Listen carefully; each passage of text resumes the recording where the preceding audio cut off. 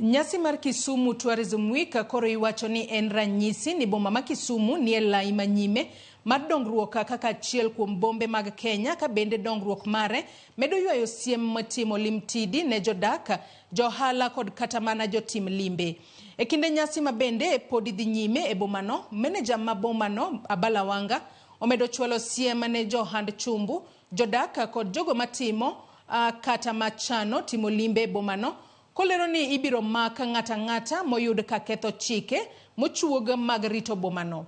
E kinde no bende josim mach e chuny bomano onyis mar mondo mi onyiso morgi bang' chopo e nyasi no, kendo yudo thuolo mar timo oraka e kinde ma bende gikwayo jodaka mondo med tiyo kod gi machiegni mar neno ni gichwalo ote mar masira mar mach e thuolo matin kaka nyalore mondo girese e rito mwandu kod geng'o midhiero mag masiche mag apoya.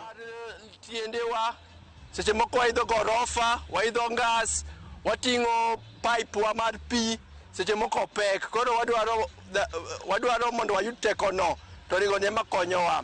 Kaito ringo ni kendo konyowa tie tuoche ma kaka kansa gi wajayudo gi kuom iro, to kendo ringo ni konyowa kabisa. Nitie joma uso kahawa ka gotieno. Gikawo matiso mar ocheri to tapolits.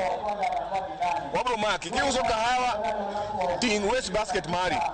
Sani kiwuotho street to gik ma kahawa mokinyo jo tamo kata jo yucho gine. To gidhi gi clog drainage. Wachno mondo rum. To kiwuotho e town ka wetho bola chupi ni wita gik moko e lak ndara. Wabro maki. Wach mar ni kuwuotho e town to konyruok oingi to iseyawo zip ini lak ndara ichung' iolo pi wabro maki. Mago te gik moko marafuku tafadhali. And then hawkers dhiure chirni sani kochakre sani nyaka Disemba wabro mako pile